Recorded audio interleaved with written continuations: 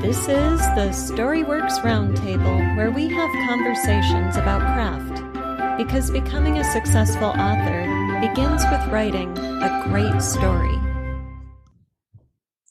Hello and welcome to this week's Storyworks Roundtable. Today, Kathryn, Robert, and I are talking about repetition. We just did an episode on motifs, so we figure we were talking about repetition and patterns at the macro level. Now we're going to get micro down into the nitty gritty, which sounds to me like we're ready to dive right into problems with repetition. How are people doing it wrong whenever I say nitty gritty or nitpicking? Do you see people doing it wrong or doing it right? Or it's very interesting because I think it partly depends on the eye with which you read, and so my wife, who does a lot of copy editing, but before she was doing that, we were reading the Sword of Truth series, which is a fantasy series, and she came to, this guy's always raking his hands through his hair. Oh, really? And the main character does it a lot. Yeah. I was, as soon as you said the Sword of Truth, I was like, there's so much repetition in that series and so many different levels that I had a hard time getting through the first 7 books. Once I got past that and it was like heading toward the climax of the series, I kind of like got over myself. But there's so much repetition of plot, repetition of, over and over and over again. So yeah, I feel her pain. I feel like if you read the whole series with that much repetition, Kathryn, it would make me nuts. It was tough.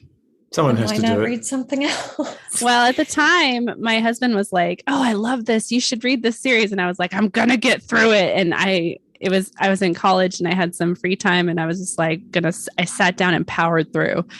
And yeah, it was rough. It was rough in places. That's dedication. I liked the series. For me, it definitely jumped the shark at the end. But I didn't pick it. You know, the first 7 books, I would have said I really enjoyed them as some of the best stuff that but there's better. There's for sure there's better. But this is macro level repetition that bothered me, though. If we're going with some repetition is plot repetition, like the guy fought the same evil over and over again on bigger and bigger stakes. And so technically it was like, oh, the stakes are getting higher. The stakes are getting higher. The stakes are getting higher. But I was like, but we're having the same problems over and over and over again. So that's a kind of repetition, especially if you're talking about longer series where you can kind of go, okay, we've seen this protagonist fight this kind of evil in the same kind of way, following the same patterns. And that's a pet peeve for sure. Yeah. Yes. I have, I don't have a lot of patience for books that aren't floating my boat. So I'll bail on them very quickly, but I've seen this with series I'm streaming where I might really enjoy a season or maybe 2, and then I'm just like, oh, seriously? Okay, you have nothing new to write. You're just repeating the same storyline with a little bit of variation, a new set of makeup on it over and over and over, and then I bail. I'm like, no, moving on. It's a very interesting problem to confront, isn't it, as an author, especially if you're writing series, because in part you want to deliver what readers want, which is more of the same but different. So, how do you do that? Yes, I want to deliver what readers want. I think the problem is if you up the stakes too high in the first book, then you don't really have anywhere to go. So like my problem with this happens a lot in fantasy when it's world ending every single book. Like the world has to end, right? If that has to be your stakes every single book, then you're going to start having too much repetition because there's just only so many ways the world can end and your character can save it. Whereas if you start your series a little smaller, where the stakes aren't world ending, then by the time you get to the world ending stakes, however, if you're doing a trilogy in book 3, or if you're doing longer than that, whatever, it's like, okay, now we're with you a little bit more and you have a little more buy-in from your reader who's been there from the beginning. Yeah. I mean, when it comes to escalating conflicts, there's a school of thought, I think, that says you've got to show your protagonist facing a conflict and sort of repeatedly failing and having that conflict sort of similarly mirrored over time, so that when they finally when they finally come through, it's done in a surprising way, but it's still almost the same thing. It's just that what they were trying before never worked and they had to find a different way around it. Mm-hmm. So to some degree, I suppose you've got to show progression, but it's the thing that I think is heavy-handed is if it's always say, oh, it's always a car accident. Oh no, there's been 3 car accidents in this book, and that's the kind of heavy-handed repetition of supposedly escalating conflicts on a more micro level than what Kathryn was talking about, where you've got it's always the world ending, and in the case of Sword of Truth, it's only some miraculous new insight into a spell that fixes it, which is if you like cool magic stuff, is enough to keep the readers going, but not everybody wants that. They want more, some deeper sense of fulfillment. Right, and I want everybody to throw out the notion that you put your character through a try-fail cycle until they finally win in the climax, because if you fail repeatedly, you don't deserve to win in the climax. You win some, you lose some, you go away and lick your wounds, you learn, you grow, you evolve, you earn your stripes, you test your mettle, and then in the climax, you finally succeed, in the epic showdown. But to constantly lose, and then win really big, doesn't make sense. No. Upsets me. Yeah. So if you come to me for coaching or teaching or editing, you'll learn all about that and why not to do it that way. But the notion that the conflict is always going to be of the same kind creates boredom in any reader I would want to read my books. The kind of reader who's like scrolling on a phone in line for the bus isn't paying attention to my work. So, that's fine. Read it, don't read it. I don't care. I want the reader who sits down with my book, whether it's or paper, and enjoys every page and has an actual experience reading my book, not a distraction. And so that means I need to earn that reader's attention. I need to write a story that engages a reader at that level. I'm not going to have an EMT who only ever works on gunshot wounds day after day after day after day after day, no matter where she lives or what scale hospital or ambulance, or you've got to have variety no matter what your character's role in the world is. Yeah, and a journey that makes sense. So the reason that I mention is because having read some books where they just go from one unrelated conflict to another, and it's just there's nothing that stitches it all together. So I'm only thinking about an overall plot line where it does get heavy-handed to run them through exactly the same conflict over and over. And I agree. I wasn't suggesting that you have a book full of failures and all of a sudden miraculously they put a rabbit out of the hat at the end. We want evolution, but that's tricky because we're repeating some metaphoric aspect of a character's actions within a book. And so it's easy to then say pick a similar conflict to show how they've evolved, but in actual fact you want to innovate on that and show and have it maybe structurally similar, but the actual unfolding of the event is quite different. And so it might be that in the opening there is a car accident, but maybe later on there's some drama within the family that is still something breaking down, but it's showing them how they're dealing with it, and rather than saying, "Oh, well, let's give them now another calamity like an accident to deal with." That I think is when it's not well thought through, or as you say, is popcorn like. I mean, the Jack Reacher novels get like this. He's going to barrel into a town he's probably never been into before, find some trouble, can't resist sorting it out, beat up a bunch of bad guys, probably bury some of them, and then leave without apparently getting caught. But there's something enjoyable about the way he does it, and there's repetition in there where you're, as a popcorn style reader, you're looking forward to that moment where the big burly guy takes down effectively the bullies. It's the young male teens vicarious dream of finally I'm going to get revenge on all those people who taunted me when I was a skinny kid. Right. I'm just coming out with it now. Right. Well, it's interesting what you're saying, because there are times when that type of repetition works very well, both to serve the reader's desires and to, build the series to keep it going forward. And then there are times when it just falls on its face. And so you mentioned Jack Reacher, and I was thinking, well,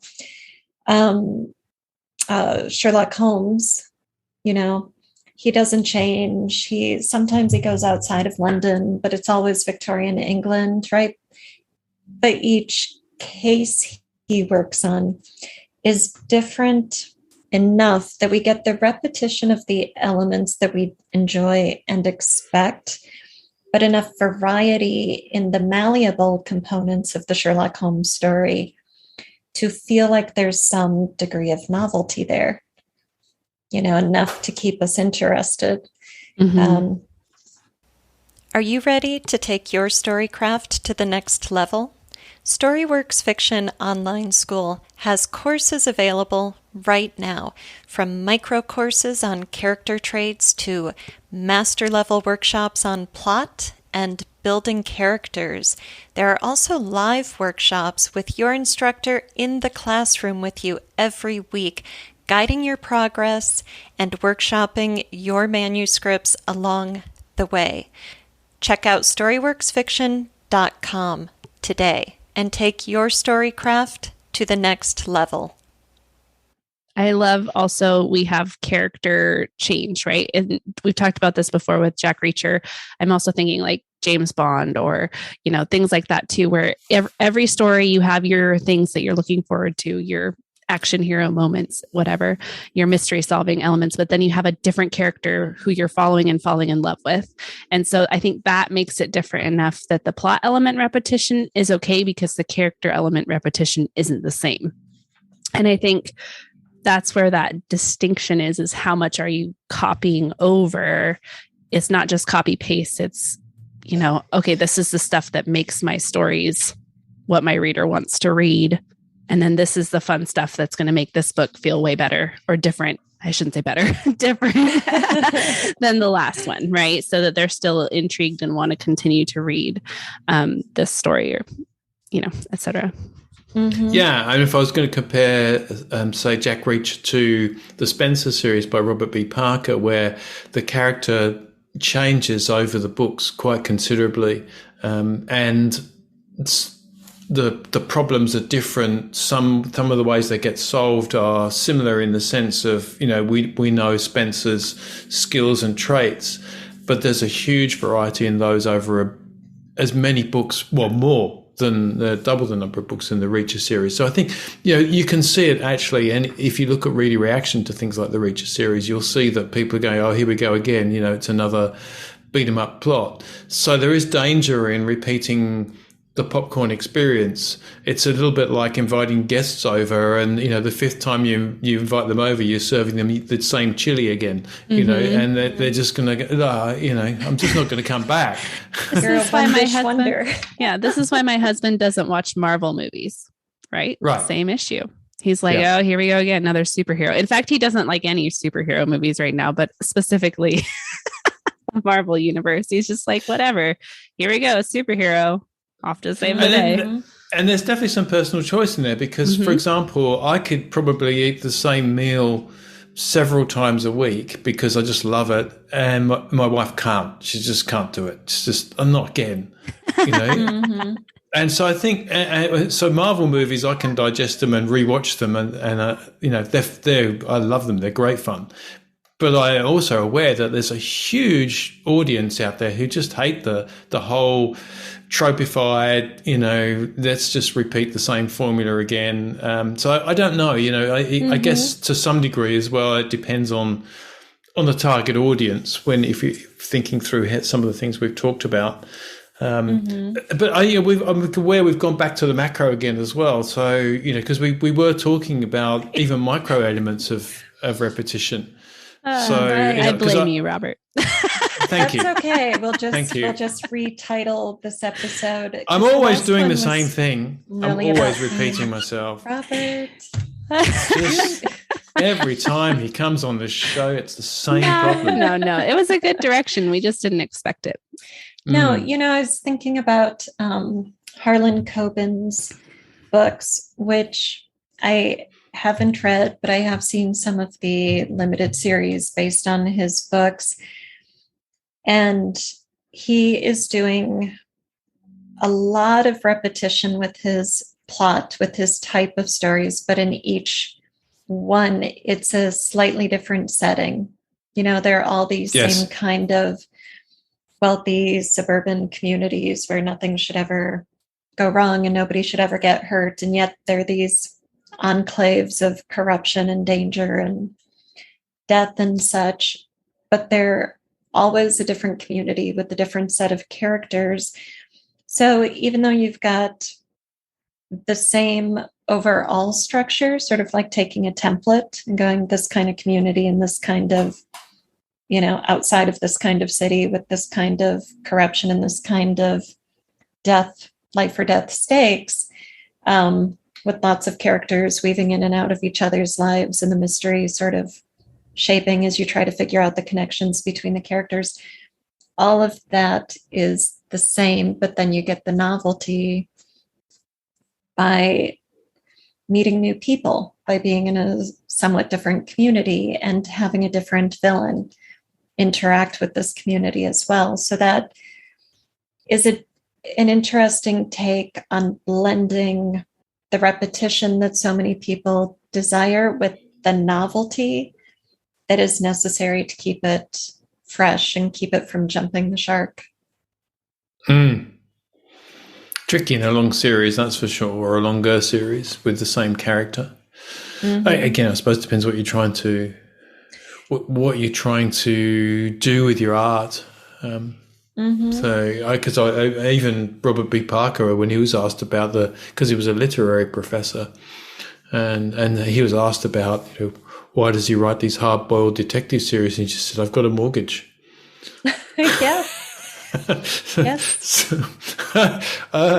Okay. Yeah, all right. There's nothing deep about my books, even though they do have elements in there that are fabulously deep. Well, I think it's so funny. I mean, you do have that distinction, right? But I mean, we all want to write books that people want to read, right? Yeah. And so you are looking for those things that are, I mean, they're repeated. There's only so many, whatever you want to call it, story ideas, big ones, right? That you can have, but you can innovate it in a way that the reader that's looking for that story is going to find and enjoy your story. That's what we all want. So it's kind of funny how, like, we talk about repetition. It's a bad thing. It's a good thing. It's a bad thing. It's a good thing. But ultimately, if you're writing something readers want to read, it's necessary. Yeah. There you go. Well, I think in the Spencer series, what he does that's really interesting, and this is a big overlap between motif and repetition, is repetition in a good way, is that the main character is a hard-boiled private eye, ex-boxer, but he's a literary genius. He's read all these masterworks and quotes them, and he corrects people on their grammar, and only just enough that it's there. It doesn't ram it down your throat, but it's just there. And at times it makes you laugh out loud because, he'll say, it's they, not the, you got that wrong. What? Where did that come from? Why did he just say that? Oh, that's right. He's correcting him on the grammar. It's really hilarious. So I think that there are times when that repetition can really serve you as a writer. And then there are other times where we have our unconscious habits where we were talking about even down to the phrasing level of, writing similar structured sentences all the time and, using the same, what I started out with Richard raking his hands through his hair as the common expression. I think they're really easy to fall into. I do have a list of my own sort of weasel tendencies that I will then go and do a macro search for in the document. And I think it's, this is one clue that you might be repeating things as well as if you're using similar phrasing a lot. And it might be a lead in to then say, okay, well then does that mean that I have repeated the same confrontation or the same escalation, or am I using the same stakes because it's prompting me to choose the same verbs and adjectives here? So maybe worth a bit of a, zoom out a bit and see if that still fits. Yeah, that's a great tip. I like that.